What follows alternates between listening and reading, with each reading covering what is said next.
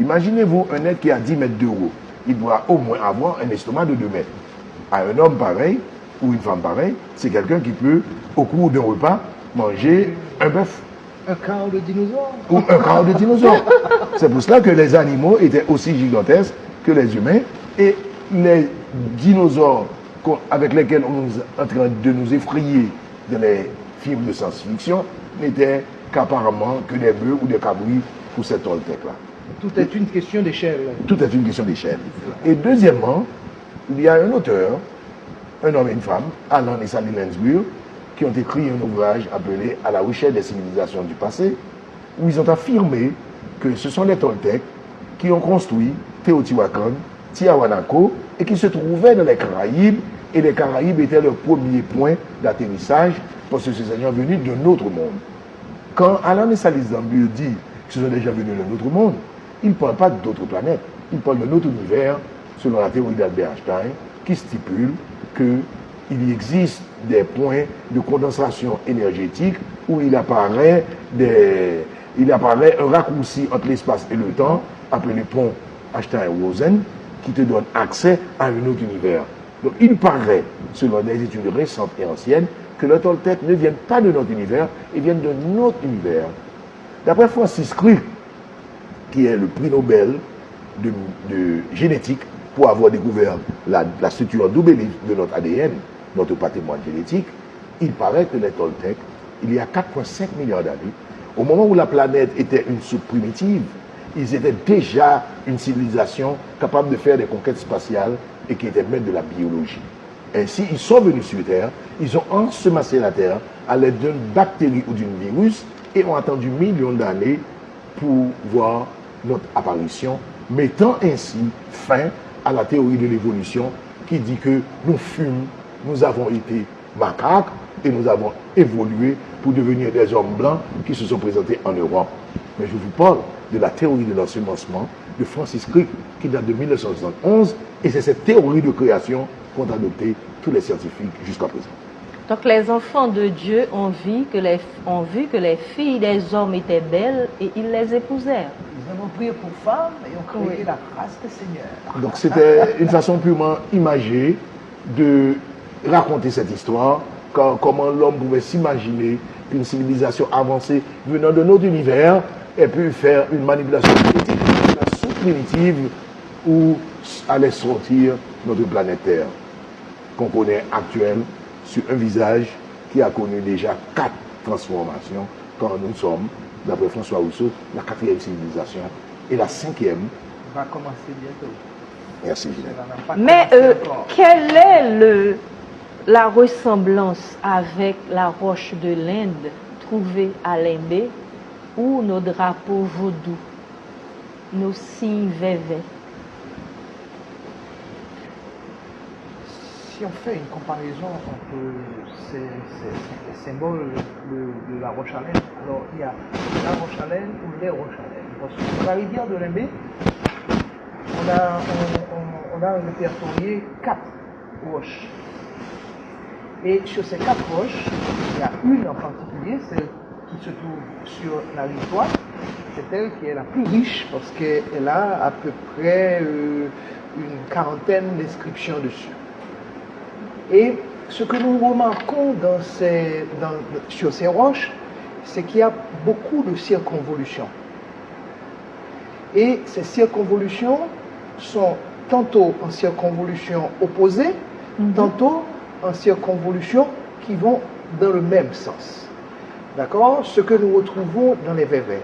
De plus, on retrouve aussi comme figure des éléments losangiques. Or, nous savons que presque tous les vévets sont à la base du losange. Ok?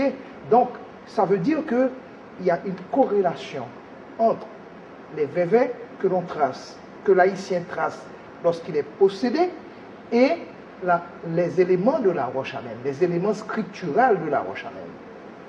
Et de plus, quand nous essayons de comparer ces symboles que nous trouvons sur la Roche-à-Laine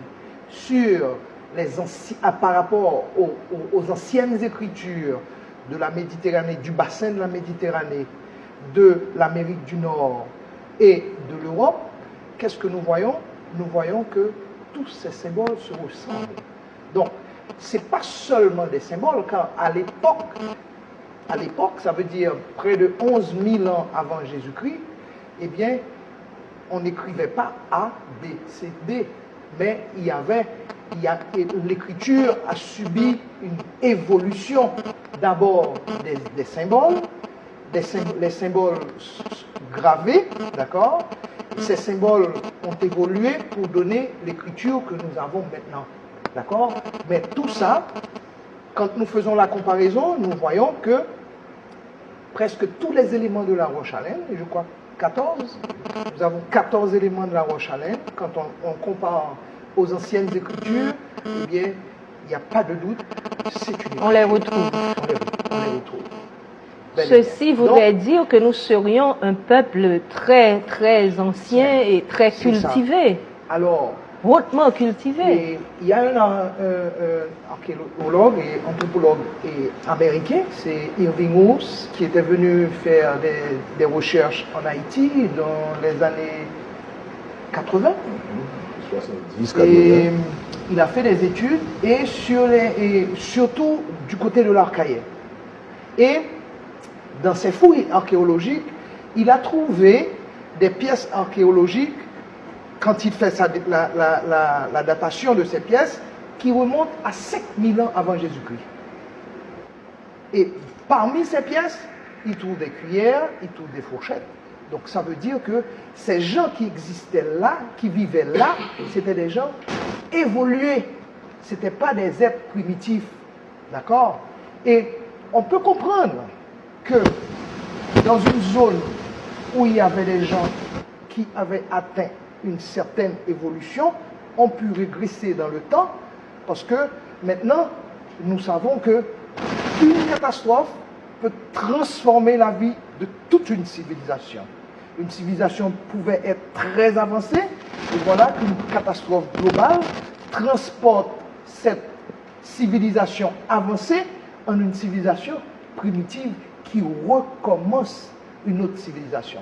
Donc on peut comprendre que lorsque Christophe Colomb est venu ici, sur la terre d'Haïti, pour atteindre, après la grande terre de l'Amérique, a trouvé les Arawaks qui étaient dans une situation primitive, au sens, entre guillemets, d'accord, primitive.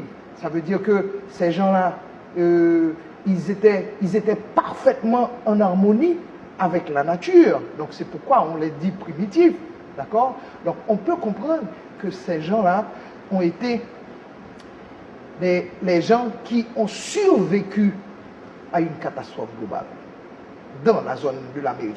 Donc c'est pourquoi ce qui s'appelle l'ancien monde, ça veut dire l'Afrique, l'Europe, le bassin méditerranéen, que notre civilisation appelle l'ancien monde, d'accord, n'a pas été l'ancien monde. S'il y a un ancien monde, l'ancien monde, c'est bien l'Amérique. Car quand on fait l'histoire sur plusieurs dizaines de millions d'années, on se rend compte qu'il y avait deux grandes civilisations dans cette zone, et ce sont les catastrophes qui ont transporté ces gens-là, dont certains ont émergé vers l'Europe et l'Afrique, d'accord, et qui plus tard, avec Christophe Colomb, va faire un comeback pour revenir sur leur terre originelle. Vers la terre-mère. Voilà. Donc, vous pouvez comprendre que Haïti, qui est au centre de l'Amérique, des deux Amériques, et au centre de la Caraïbe, du bassin insulaire de la Caraïbe, on peut comprendre que nous sommes un point privilégié dans cette histoire, dans cette tranche d'histoire de l'humanité. Alors c'est tout ça que la roche à laine représente et pour l'Haïtien. Donc il est important que l'Haïtien s'en approprie et met ces pétroglyphes en valeur de manière à pouvoir faire comprendre au monde que nous les Haïtiens, nous sommes des êtres particuliers et Haïti est un point particulier dans la planète Terre.